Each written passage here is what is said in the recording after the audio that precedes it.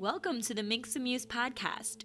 I'm your host, Crimson Minx, creatrix of Minx Muse, a fiercely feminine playhouse that cultivates self-discovery and empowerment through classes, workshops, and events centered around esoerotic dance, transformative movement, and mystical exploration. During this podcast, I'll be having candid conversations with fiercely feminine witches, seductresses, and dark goddesses living in Austin, Texas.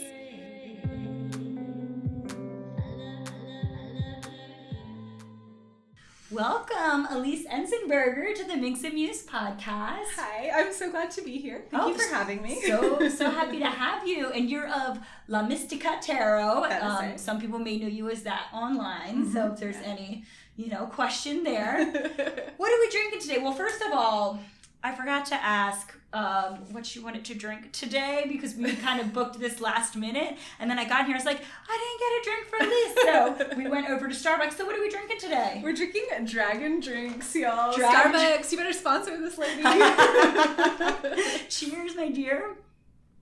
It's very good. Cheers. Yeah, got some hot pink drinks here.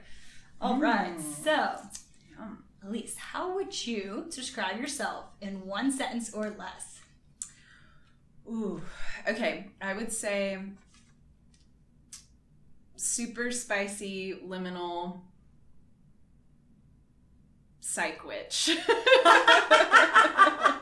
I always get so excited what people are going to say here. It's just getting better and better each week. That's awesome. Yeah, I think that's it. Yeah, it's a good one. So, for people who want a more practical description, what does your current kind of creative pursuits, career look like? Sure. Yeah, so I run La Mystica Tarot and lamystica.com. I said La Mystica. Yeah, well, I mean, that's, La Mystica. Actually, the word, or that name itself, I purposefully made that name kind of in between English and Spanish because I grew up in South Texas and my mother's family is from Mexico, very Latino, and then my dad's family is German. My last name is Entzenberger. And so it's very reflective of this place of South Texas, but I like that the word is kind of in between and doesn't make sense in either language, really, because that's kind of how I feel about myself. I'm in between these two radically different cultures, so that's kind of where it came from.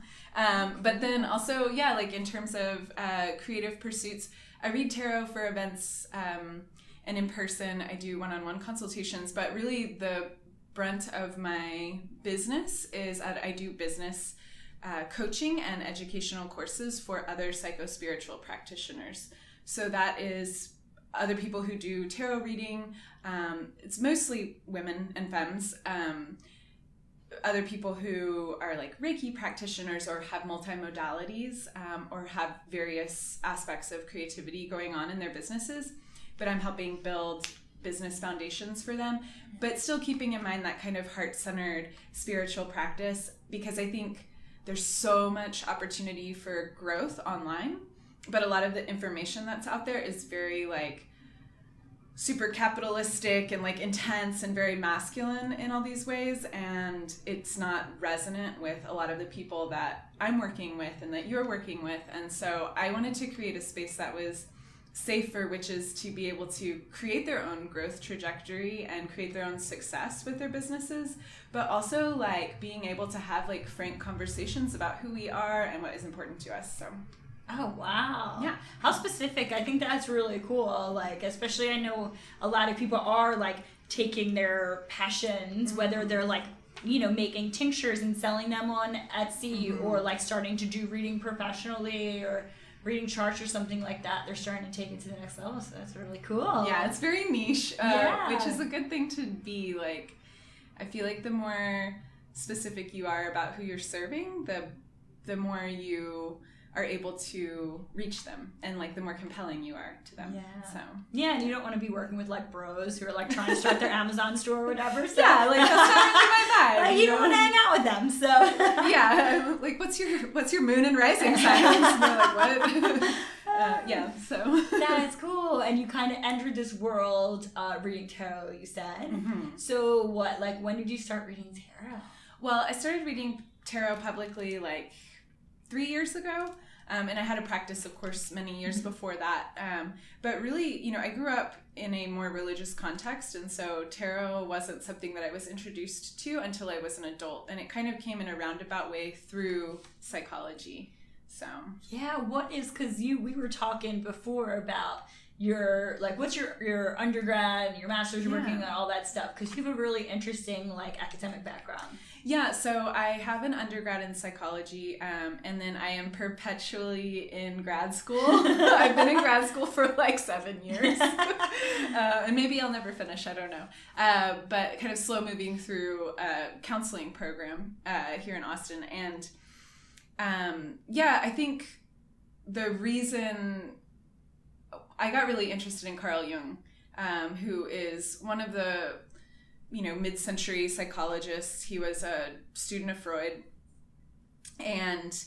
but he eventually split with Freud, like all of Freud's students did, because Freud was really intense. But Jung was very spiritually oriented and created a lot of the language that we use today in psychology, and especially in spiritual movements, even in the witch community or in New Age communities. A lot of the terms that he created we still use, and then they're also used, interestingly, in business a lot, like personality traits, things like collective consciousness, collective unconsciousness, archetypes, how we relate to patterns, synchronicity. All of these words are words that Jung fleshed out, and maybe he didn't create them, but he kind of explained them. And so I really was attracted to that because it was where I could put my interest in psychology also with my interest in spirituality.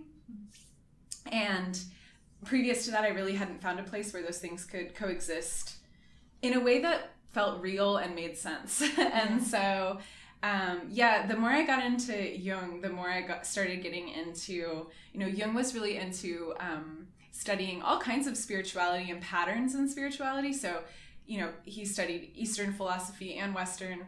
And also it really just opened up occult studies to me, like numerology, and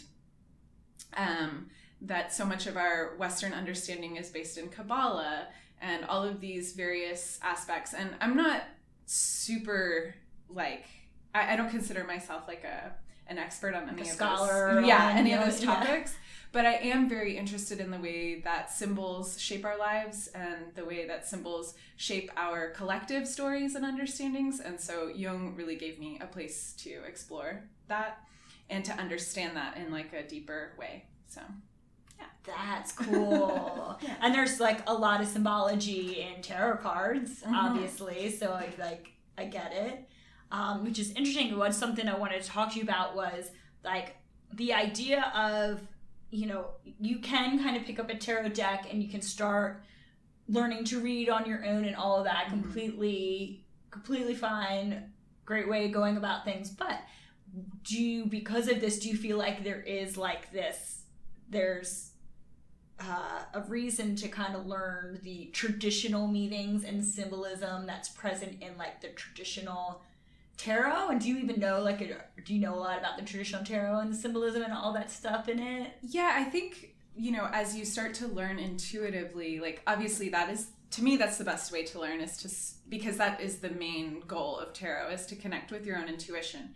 If you want to read for other people, or even if you just want to get deeper with yourself and your own deck, that learning the traditional aspects of the symbols not only helps you to understand the deck better, but it also helps you to understand all kinds of systems of mysticism better. And then you start to notice that there are symbols all over in our lives, and that they really influence so much of our psychology. What's the idea of that, from a psychological perspective?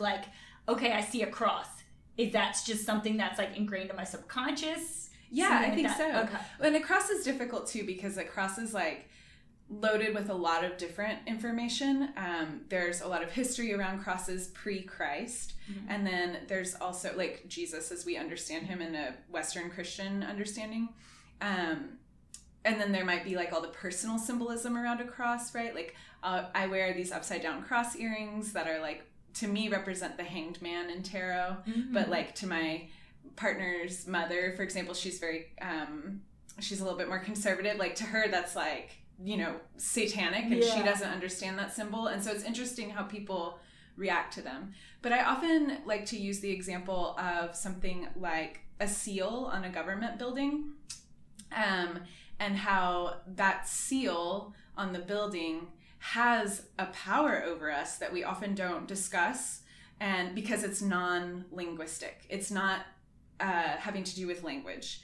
And so, yes, we pay taxes, right? We pay taxes to the government because we want roads and we want public education, and if you don't, you're going to get audited and you're going to get arrested and fined, right? And of course, those are all these like conscious reasons why we pay taxes.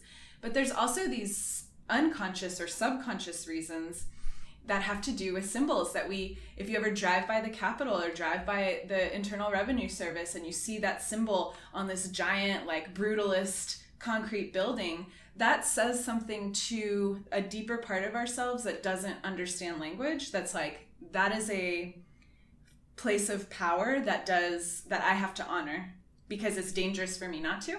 Okay. And so I'm not saying you shouldn't pay your taxes. Y'all don't pull Wesley Snipes. Pay your taxes. You're good. Yeah, like pay your taxes so you can live your life without harassment. But it's just interesting that we like exist around that, and we never think twice about like, wow, like what is the symbol of the hawk or the eagle, rather, the bald eagle, or stars, or the garlands, you know, and how they have these rich histories that transcend time, and we use them in combinations to create other meaning. It's so fascinating. It is fascinating, and how it like spans language, and so it's like it's interesting to be like these universal symbols that you are going to find in all type of like occult things, not just tarot, but it is kind of this universal understanding. Mm-hmm. And I think learning like the archetypes is really interesting, and just understanding people in your life and stuff. And oh yeah. Well, and I think too, like I know that we're going to talk about personal ritual, but the thing I love about archetypes is that when we feel drawn to an archetype, right? Like you are obviously a very archetypical, like I think you and I share some qualities of like an archetypical like business witch, right? Like scorpionic sorceress. Yes. Like you know what you want and you're creating it around you. But when you feel drawn to an archetype, you see a card that you love, or you see a planet, or you see a person in a movie who is an archetype, and you're like, oh, I love that. That to me is an indication that that archetype also wants to be embodied through you. So I think that we have relationships with symbols and archetypes. Humans tend to understand archetypes as like, well, we dreamed it, we imagined it, humans created archetypes, and perhaps that's true to some degree, but I like to think there's an indigenous understanding of like the earth also dreams us as much as we see the earth is also perceiving us. And I like that idea with archetypes too, that like we're in relationship with archetype, and that it's floating in our collective unconscious, like maybe we don't see it, but then it calls to our hearts, and it's because that archetype also wants to be embodied through us. So it's like it wants expression too. Yeah. Ah. And I love, like, that's powerful to say, like, ooh, like, I love, well, I used to not love the Empress card. The Empress card was very difficult for me, and I've had all kinds of complicated feelings around Empress. And then I was like, okay, I'm purposefully going to enter into relationship with Empress because it's been so, like, because I don't understand it and feel resistance to it. And now I'm like in love with the Empress card, and I'm in love with like anything Venusian, and have really like embodied different aspects of that archetype in my life, and it's been super healing and integrating. Yeah, they say that the things that you resist the most are the things that you probably need to integrate, and that you're resisting it because it's like a challenge for you. It's kind of like your like North Node in astrology, where it's like it's super uncomfortable to you in the beginning, but like that's because that's where you need to grow the most, but then it's going to be like what you're known for type of thing. Totally. Do you want to talk about like when you say like I worked with the Empress card, like what does that look like? Well, it's really interesting because my North Node is in Taurus. Ah. And also I'm a Taurus rising. So I have a lot of work with Taurus. Yeah. And for those of y'all who don't know, Taurus is corresponds with Venus and corresponds with the Empress card, right? And so much of my work around the Empress has been around claiming my right to exist in this world and feeling that in my body.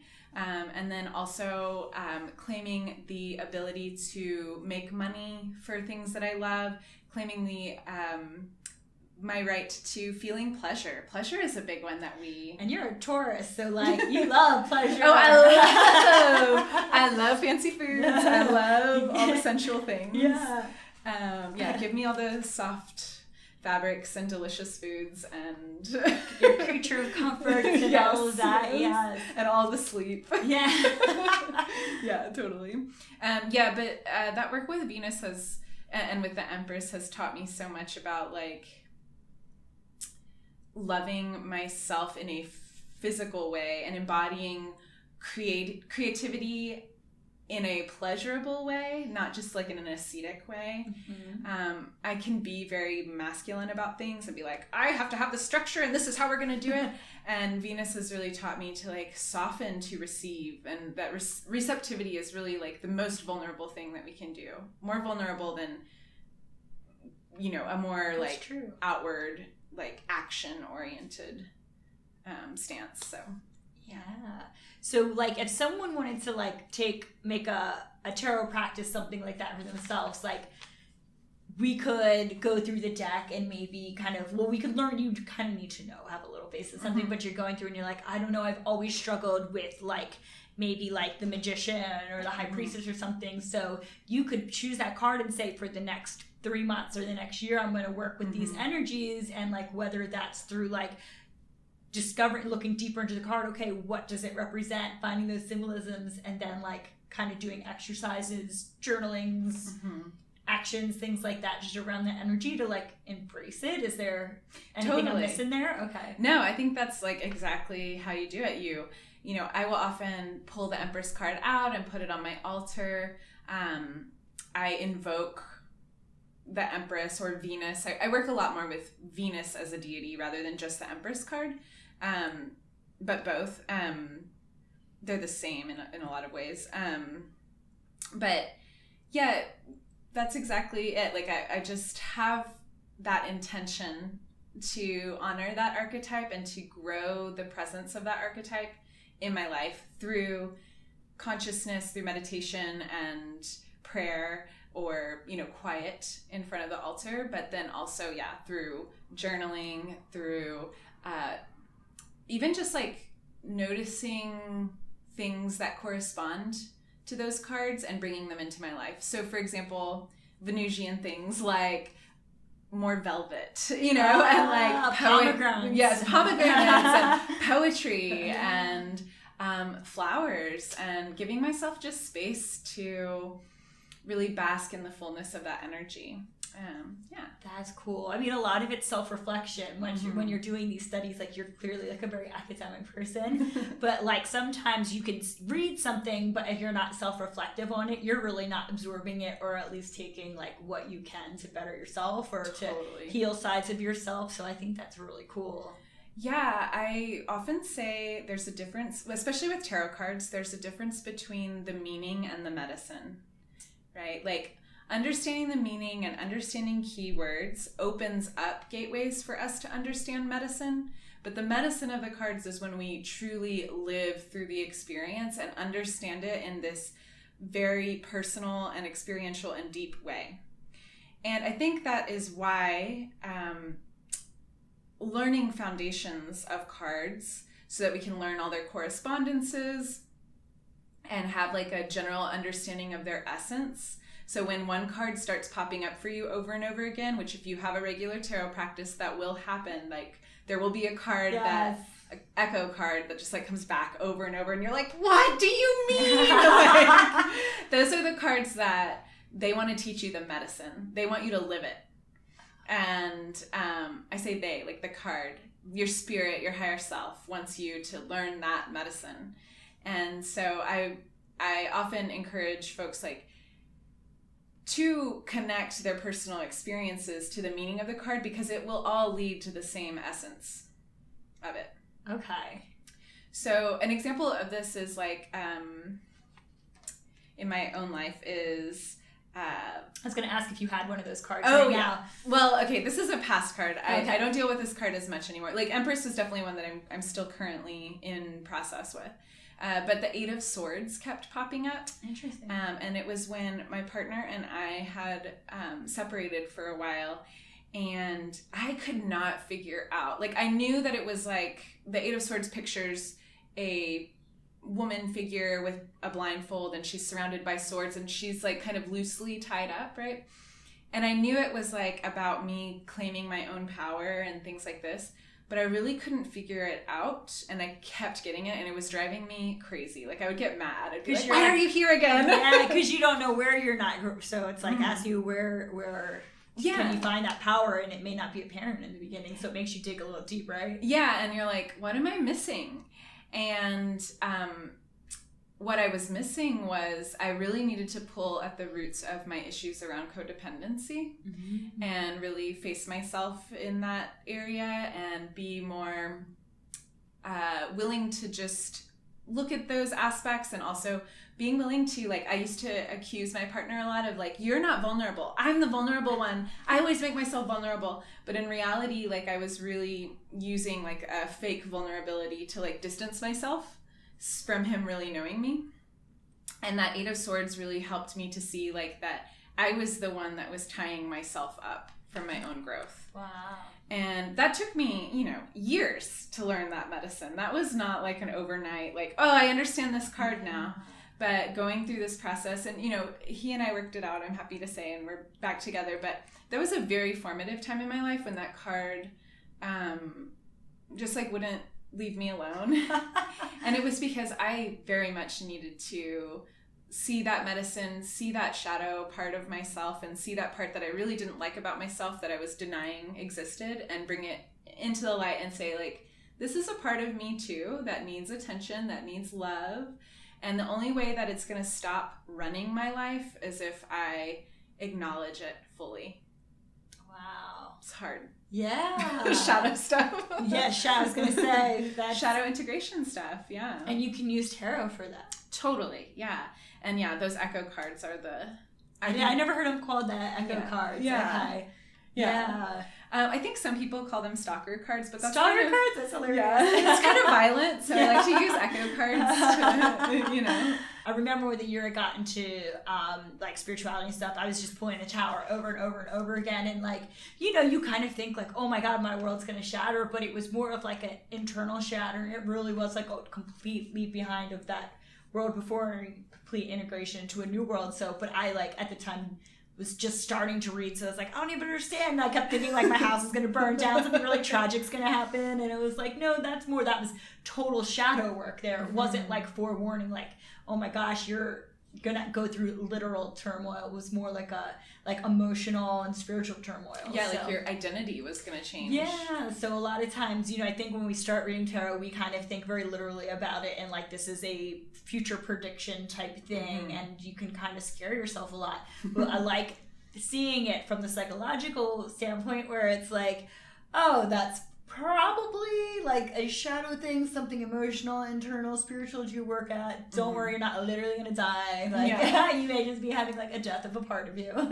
Yeah, totally. And like, I think I try to approach tarot from a really empowered place of, obviously there are things that are outside of our control, but the thing that is in our control is the way that we see things and the decisions that we make and the attitude that we have about things. And so I love to approach tarot from that very like existential empowerment place of like, so fatalistic of like, well, can't change this. Looks like this is just gonna not work out. Totally. Yeah, I instead like to use the cards as like, okay, what information is this card giving me about the choices that I do have here?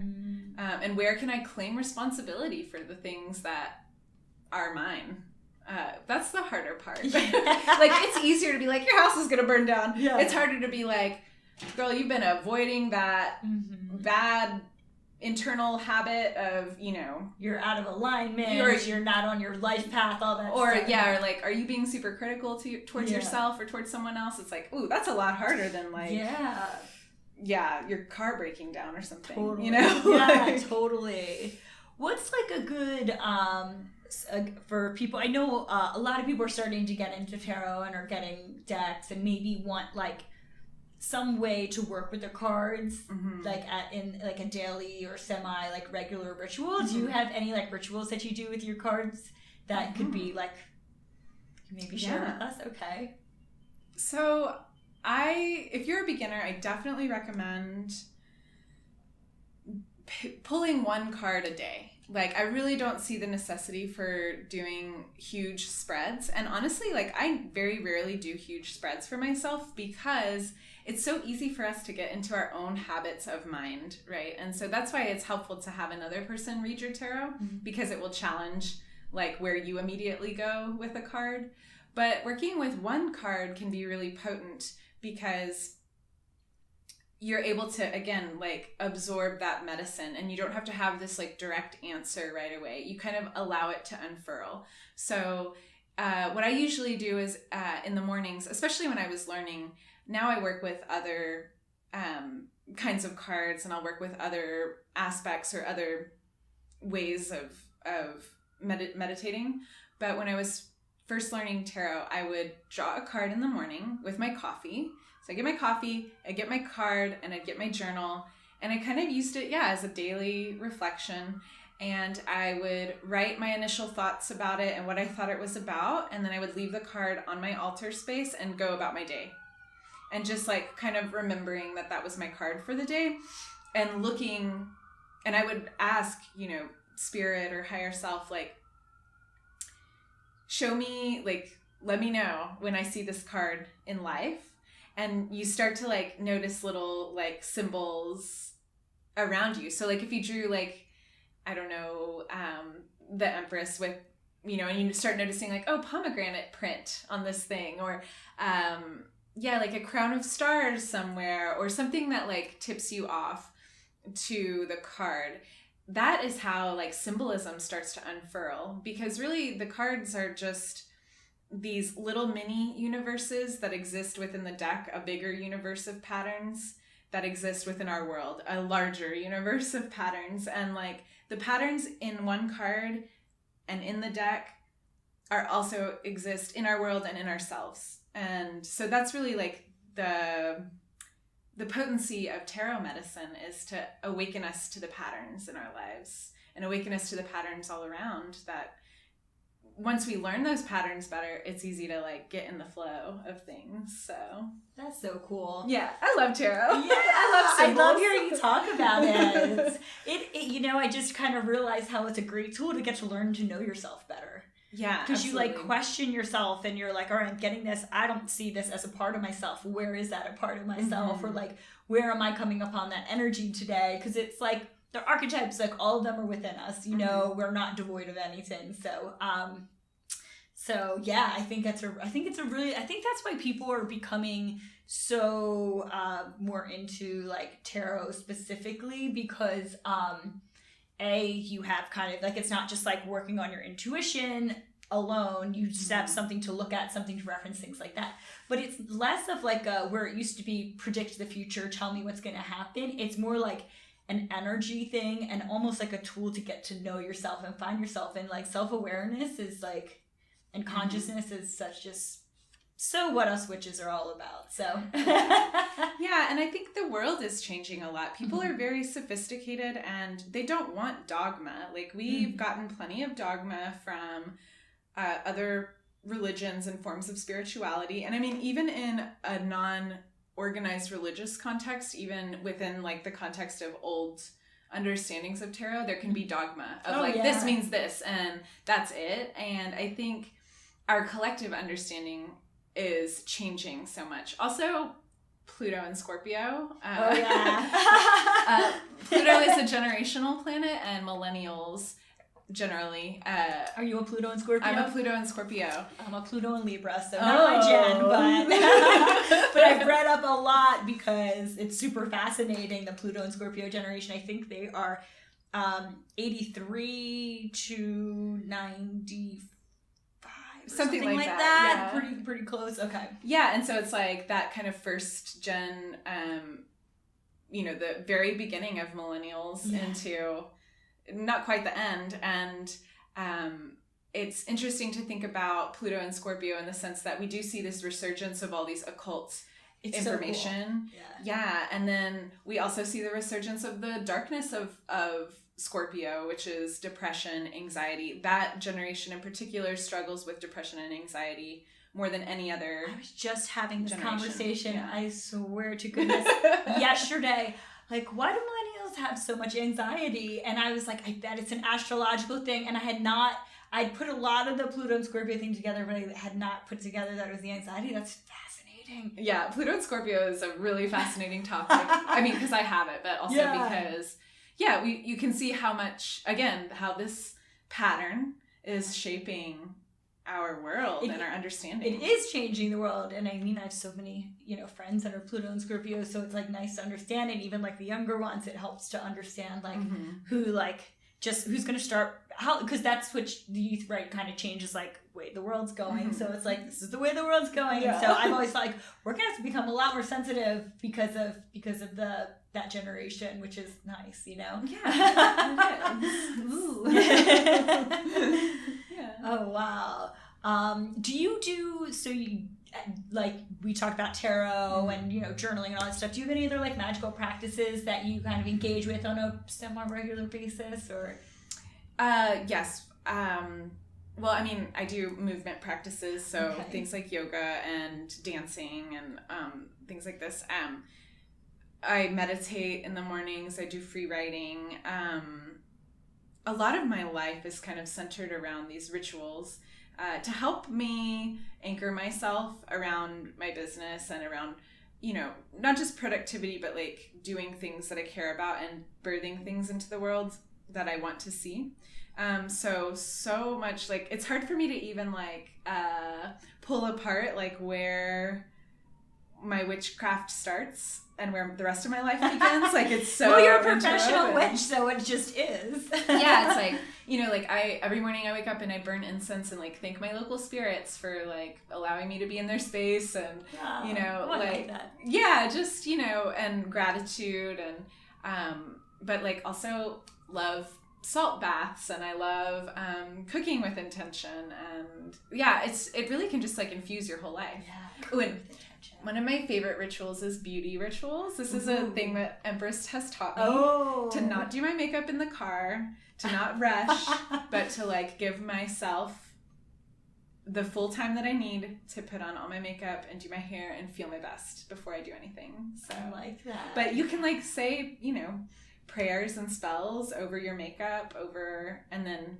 your hair and, and I don't know, it's just everything is infused with magic if you want it to be. It's true. Yeah, I had just read the description that magic is intention infused with energy. And so like we're basically all like magicians, we're all witches. It's just like I feel like when you use the word witch, you kind of understand the power of it and you tend to maybe have like a more kind of like attachment to nature and like you're a bit more like maybe mystically minded and esoterically minded. But I mean, I think most people would agree with that like, oh yeah, if I have an intention, I fuse energy into it. That's how things happen. So yeah, totally. I like that. I like the beauty ritual. Yes. Oh man, we could talk so long about the archetypes of witch. Like I love witch archetype. I know. It's a word that I think, I get it that it kind of becomes, it's so like popular these days. It's having a moment. As Mariah Carey would say, a moment. But it's like, but that's a cool thing to be having a moment. I want empowered, women to, and men, like warlocks, whatever, but like empowered women should be having their moment, and recognizing your own personal power and your way to manifest your life and like recognizing and loving yourself. I think that's part of being a witch is like seeing yourself as like a divine being. Indeed. So like, yeah, it's like good. It should have its moment. And don't get hatey. Yeah, no need to hate. Yeah, I think witches also they carry what I've heard referred to by Laura Valletta Vesta as the witch wound, which is also a part of the tradition, right? Of we have to overcome the tradition and the fear around being persecuted for being who we really are and coming out into the world as these mystical divine beings. And so that's also part of the witch journey, is reclaiming our voices and reclaiming that empowerment and saying like, yes, this is who I am. This is what interests me. This is what I believe in. The world is full of like, I have an animistic perspective. I think plants are just as important as people, and really owning that aspect of ourselves too, that for so long has been violently disrupted. And that's why the ethos of the studio, but I have thrown in there, I feel like sexuality is like just, it's part of the witch's journey, right? Because I love how you put that it's like the wounds you need to heal, and how things that you've been denied, sensuality, like especially women, you have not been able to live in that power. You haven't been able to own that power. You've been ashamed of that power. So it's the same thing as like your intuitive power and like you're having your voice. To me, that all kind of comes together. And hell yeah, like that sensuality, and also like pleasure. Like when you start to awaken your sensuality, you can awaken pleasure that is within you and is not based on a partner, right? Yeah. It's based on yourself. And hunger, and like I think hunger is a really interesting thing too, because we've been programmed to control our hunger and to only eat certain things, and of course like dieting of the 80s and 90s, but even now still like purity culture around food and around hunger. And like, can you imagine a world of women who are not suppressing their hunger, but who are very honest about what they want, and who are very honest about getting what they want? Like, this world would be a very different place. And I think it's exactly what we need, is hungry witches. Yeah, so don't ever be ashamed of using that word. Don't ever think like, oh, that's, I don't want to. A lot of people feel like it's an appropriation, but to me, I don't think anyone owns the word witch. I think some people think Wiccans, witch, and people don't realize those are two different things, and like respect Wiccan as a religion and a spiritual practice, but that's not, they're not one and the same.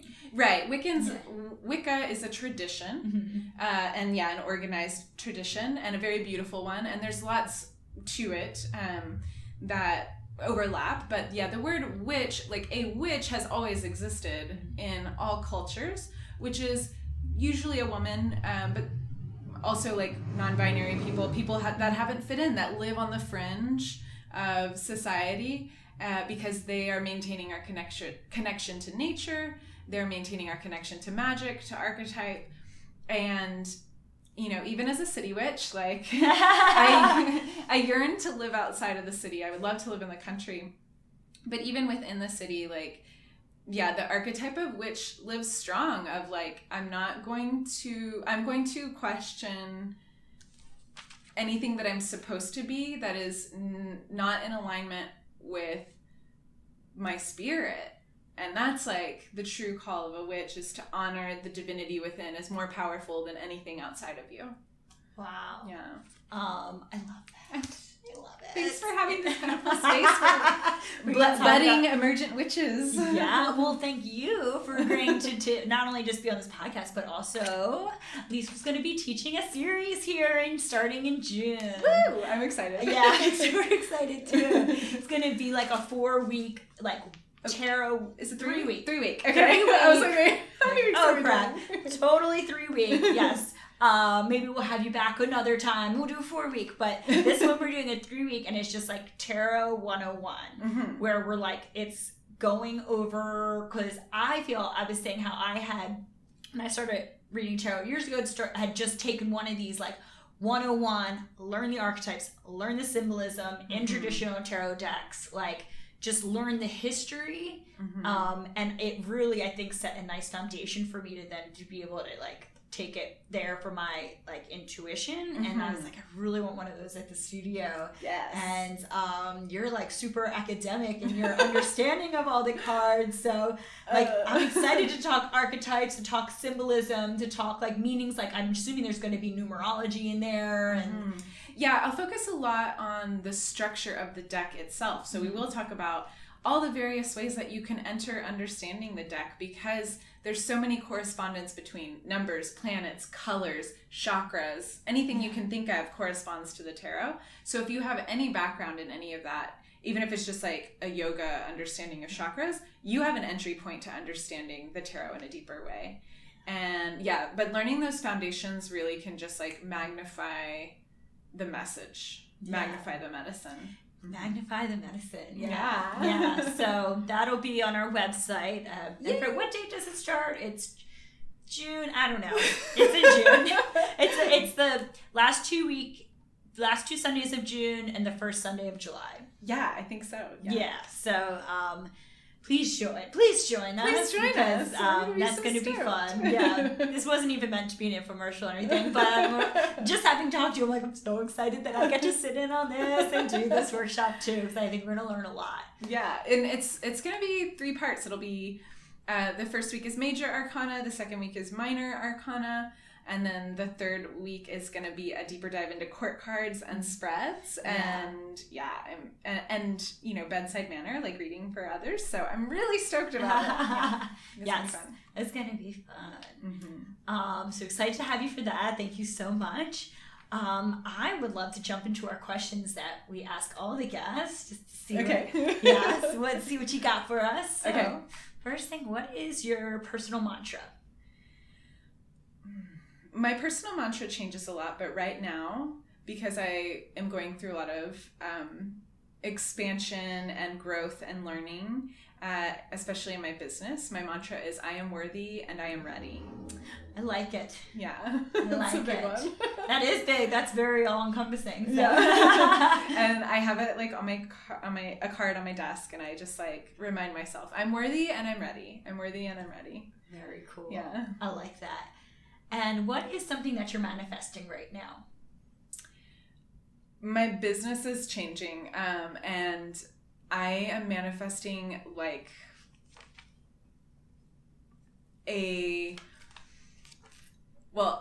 maybe a podcast, but just a different structure around my business, where right now I teach a lot of classes, like 8-week courses and one-on-one coaching, and I want to start pivoting more towards like an entire curriculum around business foundations for witches and money mindset and different things like that. So yeah, we didn't even get, because I know that you're like a money mindset person. Yeah. We're gonna have to have you back another time to talk about all that Oh stuff. my God, I love talking We about just money. need to have a money episode. Okay, we're having you back and we're talking money.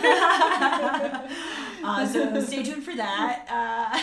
Empress. Yeah. Let's talk about money. That would be cool. That'd be a cool workshop, just saying. Oh yeah, totally. Some money movement. Yeah. Oh, so many things. So many things. So what is your favorite sensuous indulgence? Oh, so usually for like a full or new moon, I will buy myself a fancy ass chocolate bar. I really like Honey Mama's. It's raw chocolate, and it's just made with like almond butter, honey, and cacao. And it's so good. And they're kind of expensive. They're like a $6 tiny little bar. I always see those, and it's like, is it treat yourself day? Yeah. But sometimes it's treat yourself day. So I'll like take a bath or a long shower and get all like oiled up, rose water in my sheets, and eat chocolate in bed, and like pull cards and journal. That's my sensuous treat. Have some incense going or some candles. Oh yeah. Candles, the whole thing. I'm feeling it. Good music, I hear it. It's an experience more than just one treat. Yeah, it's creating like almost like a spiritual evening for yourself that involves involves some. I think that's a difference between kind of feminine spirituality and masculine spirituality. And this is another topic for another day, but real quick, I just feel like if you're in your feminine, if you're in your Empress energy, like you'll enjoy your spirituality with some pleasure, right? You'll incorporate some chocolate, and you'll have like the rose water, all that. If you're in your masculine, you are on the top of a mountaintop you just scaled, and you are sitting in meditation, like in the cold for like 8 hours, like just trying to remove your brain from your head, and you know, it's like based more on discomfort. It's just like, it's very interesting. Yeah, we have so many examples of masculine spirituality, right? Of being like really high-minded, tons of being in your all in your like a higher understanding, which is very beautiful. But I love like bringing it down into the sacral chakra. Like there's spiritual understanding in here and here too. Yes. Extremes are always you know, but when you're doing the tarot, sometimes you are in your head, so it's nice to bring some lower energy as well. Yeah, to ground it. So good. And then the last question: what's something that everyone at Austin should check out? Okay, there's so many things that I love here, but I'm gonna shout my friend Sherry's store. It's called Charm School Vintage on East 11th. The vintage is beautiful, but I actually go there because she has a wall of a lot of herbal lines, including some local herbal lines like Ritual Union and La Abeja Herbs, both of whom are based out of here. Powerful. I know both of those babes, very powerful witches making powerful plant medicine. And so I like to go and like smell everything, taste everything. So that store is dope. I like that store. Yeah, it's one of my favorite things to do when I'm like feeling down. It's just like go like troll around. Like I might not even buy anything. I might just like smell everything. But chances are you're there and you're like, I'm just gonna get this. Yeah. And then you can, if you're there, you can just like hop down the street to Take Heart. That's another great shop. Cool. I don't know if I've been there. So. Oh my gosh. I probably have. I probably just didn't know the name of it. So much good incense and ceramics and stuff. Yeah, really beautiful. And both women-owned stores. So I'd probably have to say that. I'm going to throw in one more too. Sorry. Yeah, I'm not strict with the rules here. The James Turrell light sculpture experience at the top of the UT Student Union building is really worthwhile. I haven't been to it yet. I've seen a million pictures on Instagram of it, but... Okay, get a little stoned and then go up there. It's really fun. Especially when it's not too hot outside. It's a good time. That's smart. I don't smoke, but I'll have a glass of red wine. And then I'll go enjoy myself. Get your endorphins going. I'm into it. I'm into it. Okay, and it's right up the street here, so I'm no freaking excuse, so... Now, I will say you have to make a reservation there. Oh, good to know. Because it only fits like a certain number of people, but it's really fun.